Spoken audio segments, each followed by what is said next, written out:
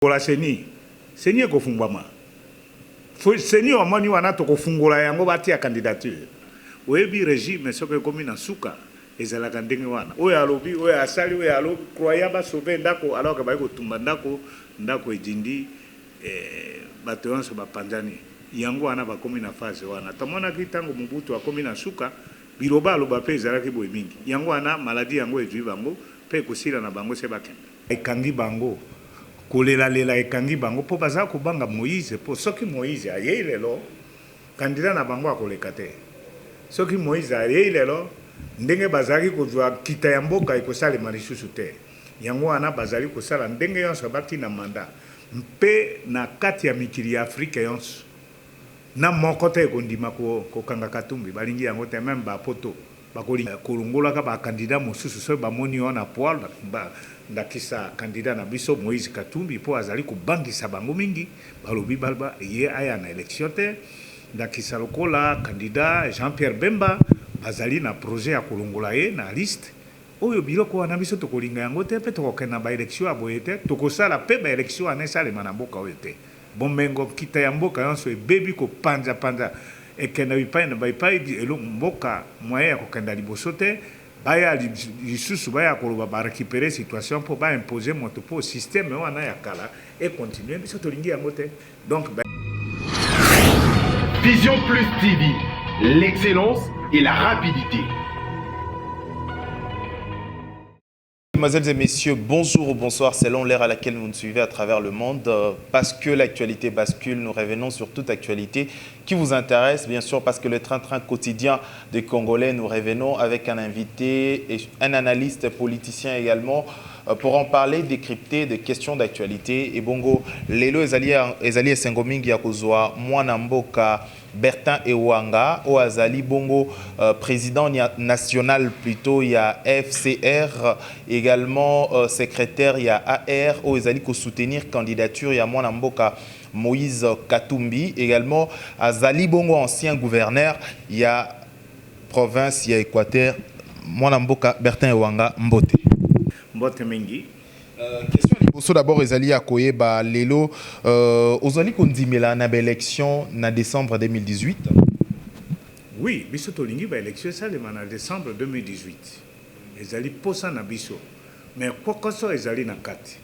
Oyo yebali na bato yoso makambo ezalaki na kati ya mobeko te mokano etali processus électoral. Azalaki na kati te babimiseli biso makambo ya ba machine à voter.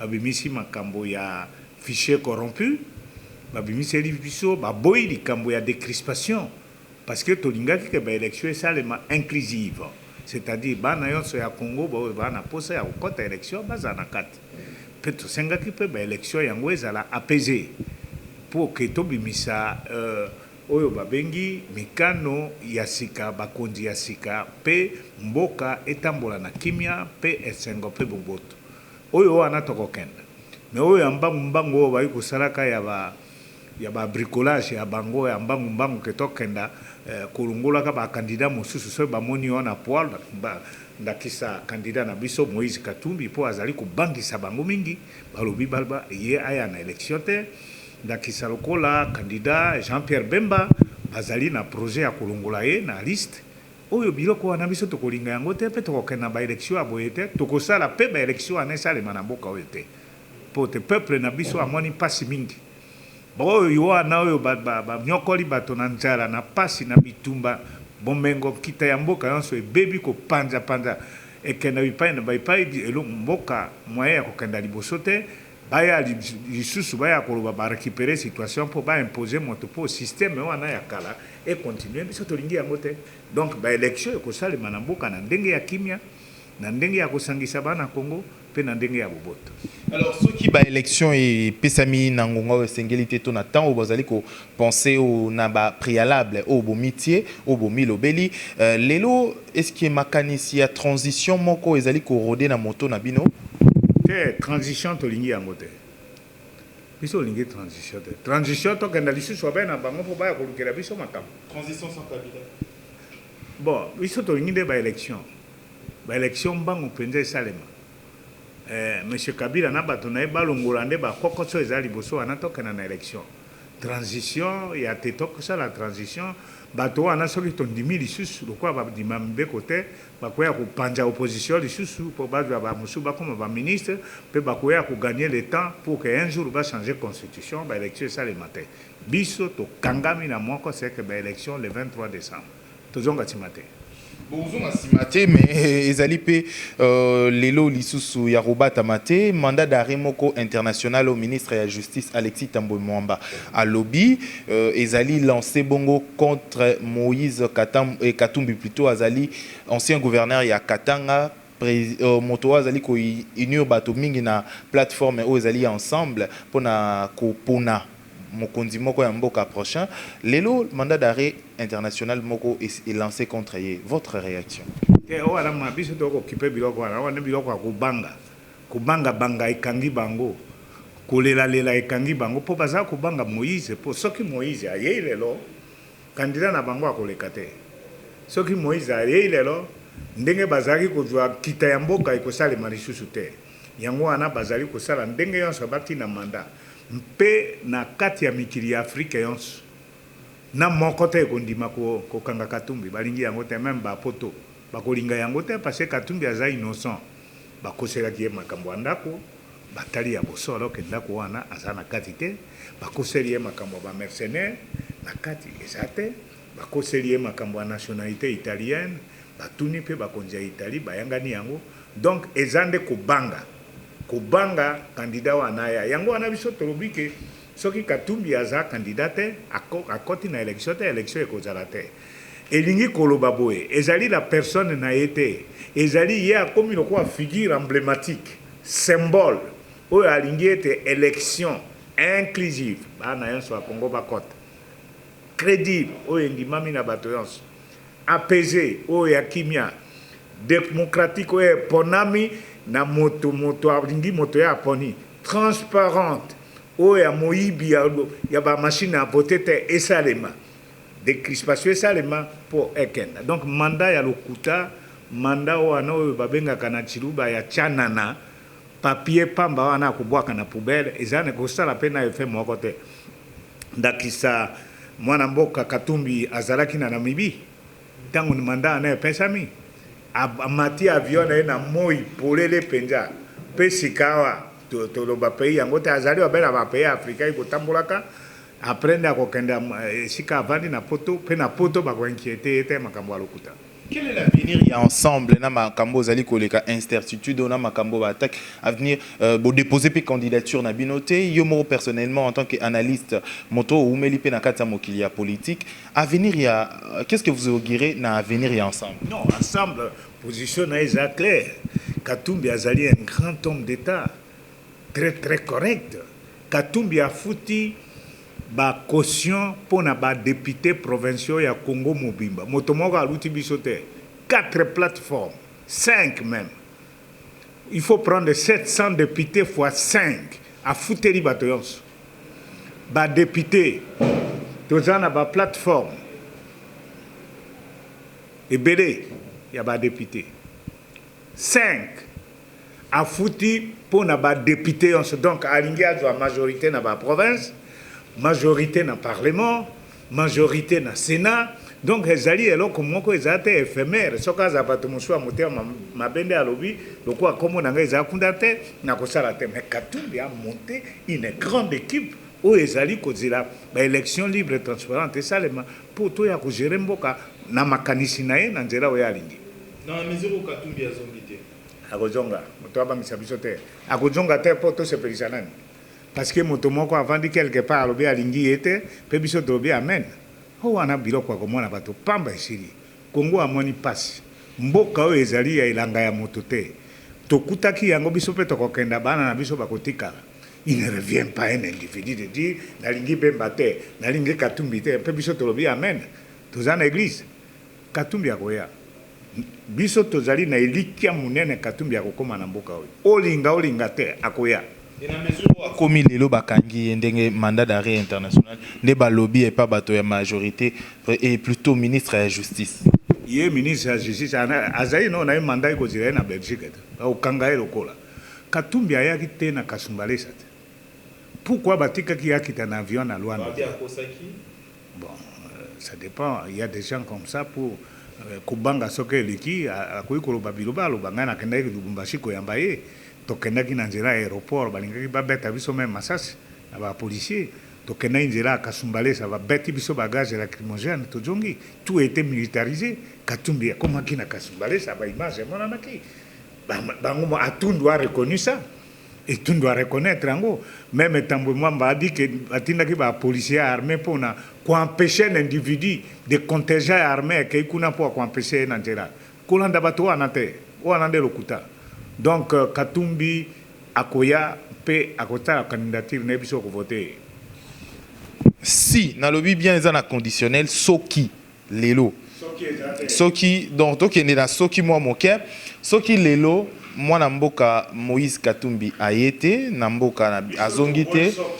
Est-ce que ensemble ekoki ko soutenir candidature il y a moko a déposé déjà candidature na yé na kati ya élection?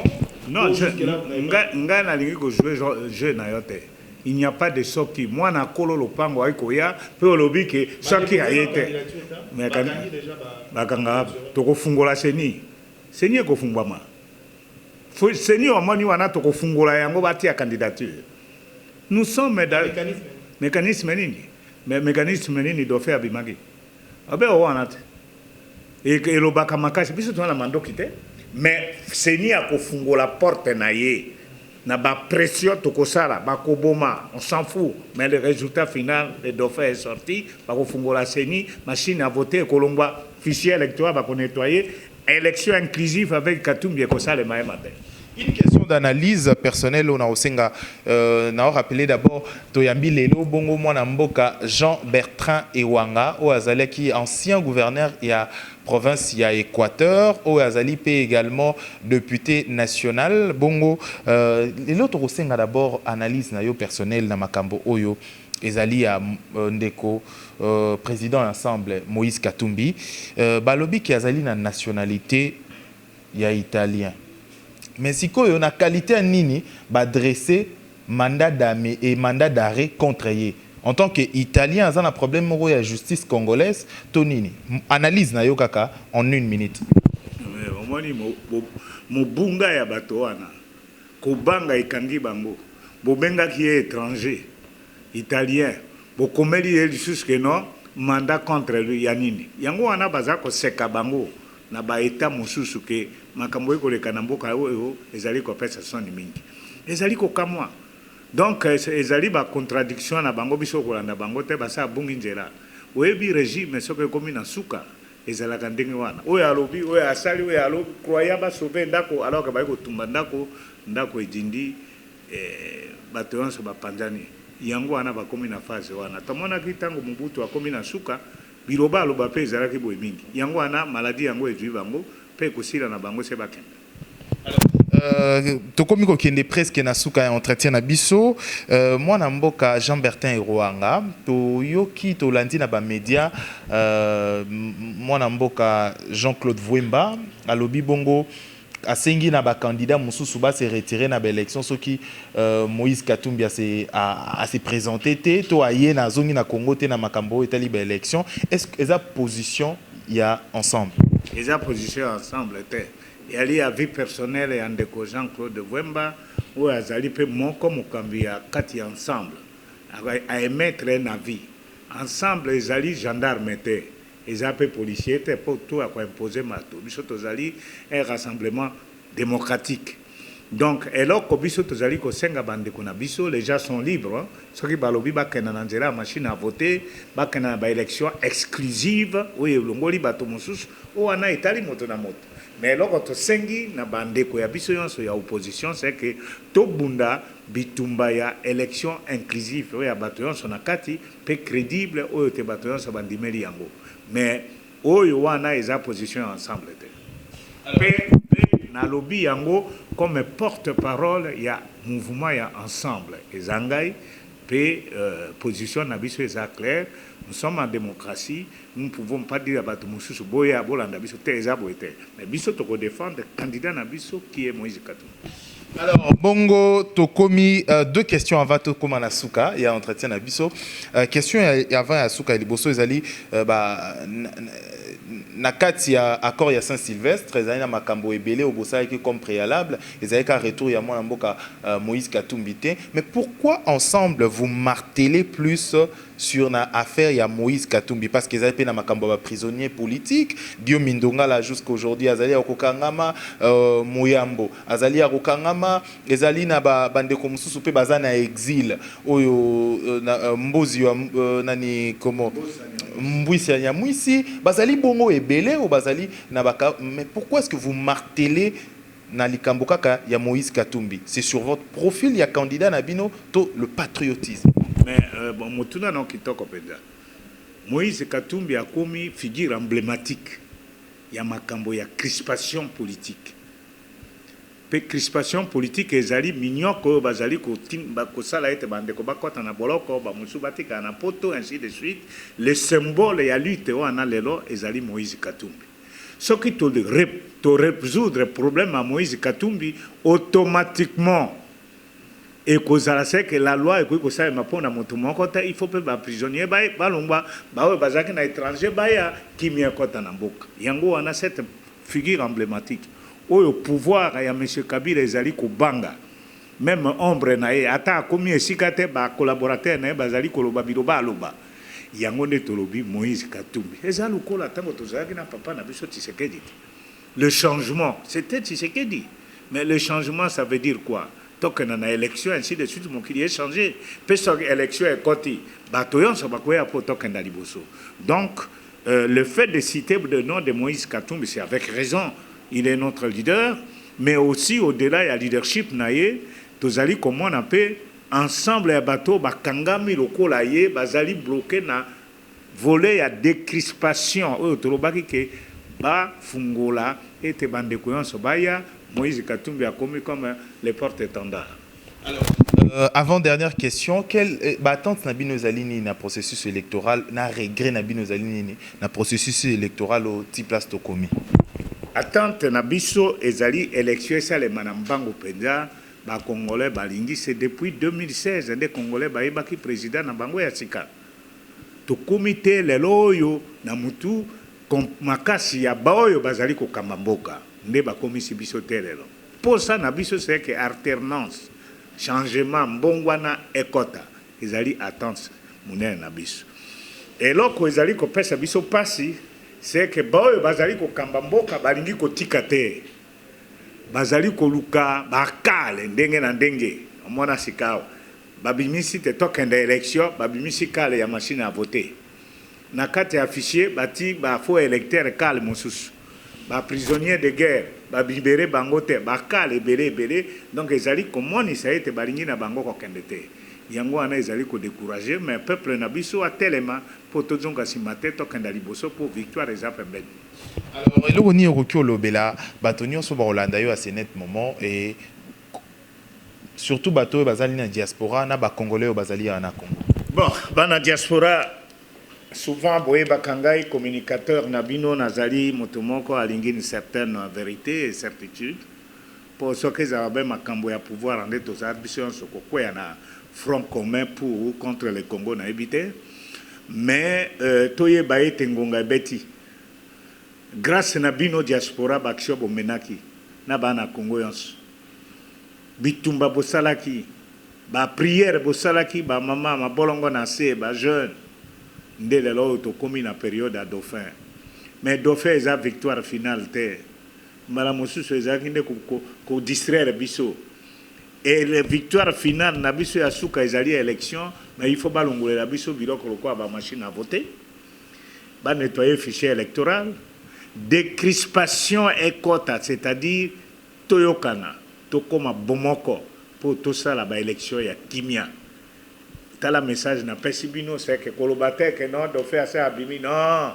ba kokipe ko bimiser abino do faire lokuta toza na politique ba piège luti trop ba langage o ba benga na français sibire ya ba ndenge ya kukosa makambo te moto abangisa moninga te pe moto moko aza na pouvoir à écarter ba mosusu te. Il faut tozala esika moko pour tobongisa mboka na biso tokenda liboso. Et quel est l'avenir? Il y a candidature commune, il y a opposition. Makambo ya candidature commune ya opposition biso ensemble toboyi te parce que Moïse Katumbi azali mosusu abetaki mbonda pona yango. Likambo wana tolobi ke avant tosala campagne ya candidat commun, il faut tout bundana no etumba ya élection inclusive. Parce que ceux qui ba candidat au bandimi balanda schéma oyo basali ya ba machine ya moyibi oyo biso tokolanda bango te. Donc makambo ya candidat commun biso ndimi mais tolingi yango esalema soki tosisi bitumba ya inclusivité, bitumba ya kolongola machine à voler, machine fichier électoral ya mabe pe kosangisa bana Congo te tokena na kimia na ba élection. Comme na suka il y a entretien na biso ya lelo bongo ezalaki mwana mboka Bertrand Ewanga ou azali porte-parole il y a ensemble plateforme oyo ezali vraiment guidé to dirigé par mwana mboka Moïse Katumbi et également azali ancien gouverneur il y a province ya Équateur, azali député national et secrétaire national il y a plutôt AR. Vraiment, on a titre aujourd'hui. Il faudra aujourd'hui dire quelque chose pour le Congo. Na matin sali na mboka.